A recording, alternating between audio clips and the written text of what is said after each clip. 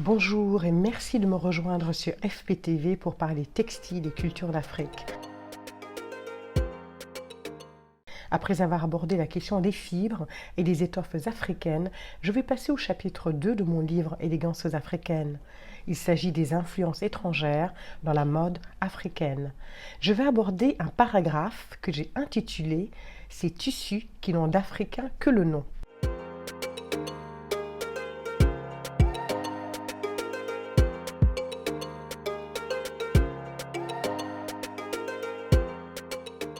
L'influence européenne dans la mode contemporaine africaine a commencé avec l'arrivée, au XVe siècle, des Portugais le long des côtes sénégalaises et guinéennes. Alors que le tissage et la teinture à l'indigo sont florissants, ils développent, pour leurs besoins commerciaux, l'industrie du coton en introduisant sur les îles du Cap-Vert la culture du coton. Celui-ci était échangé contre des étoffes tissées localement pour être à leur tour troqué contre l'or, l'ivoire et les esclaves.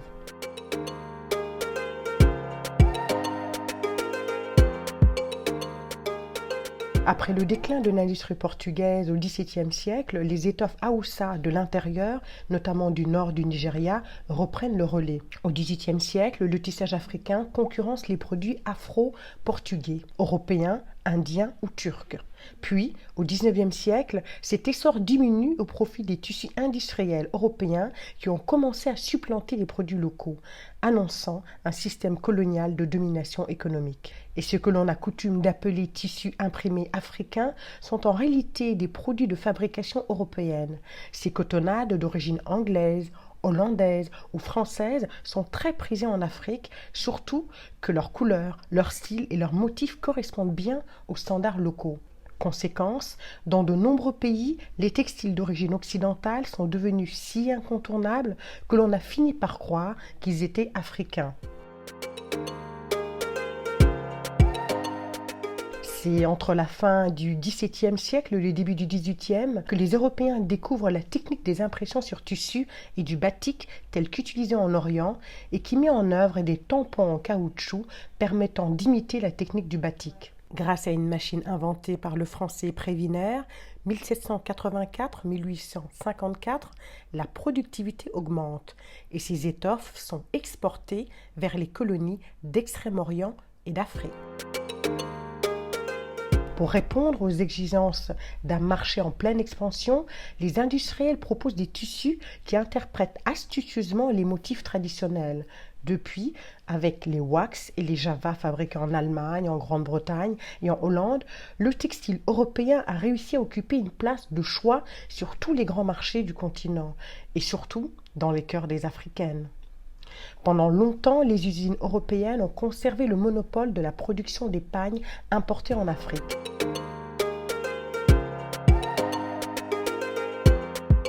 Ainsi, depuis 1846, Vlisco fabrique des tissus industriels en Hollande.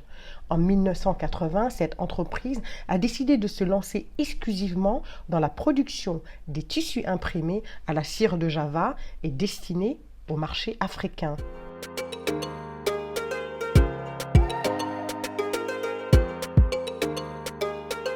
Depuis 1950, le bazin est fabriqué en Allemagne, à Urbach, combiné avec le coton égyptien ou malien. L'activité a connu un tel essor que de nombreuses usines de textiles ont vu le jour en Afrique entre la fin des années 60 et le début des années 70. On peut citer Sodiba Simpafric au Sénégal, Textile Company au Ghana, Qualitex Inuwax en Côte d'Ivoire, CPA en République démocratique du Congo, l'ex-Zaïre, ou Sobetex au Bénin, etc. Aujourd'hui, la plupart de ces usines n'existent plus. En plus de la concurrence des usines européennes, les Chinois aussi se sont mis à fabriquer du wax. Les pailles n'en restent pas moins un véritable phénomène de société sur le continent et ailleurs dans le monde.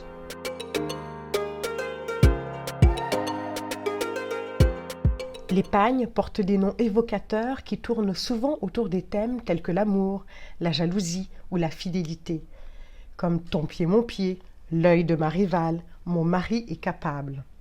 Il faut souligner qu'il existe différentes qualités et prestiges de pagnes dans un marché exigeant et concurrentiel. Le top étant le super wax, puis le wax de fabrication hollandaise ou britannique, viennent ensuite, dans l'ordre, le Java et le Fancy, produits en grande quantité par les usines de Côte d'Ivoire, du Nigeria et du Sénégal.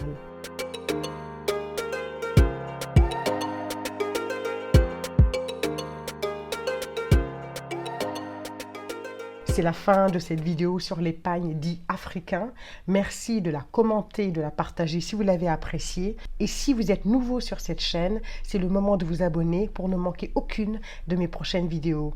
Je vous dis à très vite pour une nouvelle page culture d'Afrique, en images bien sûr.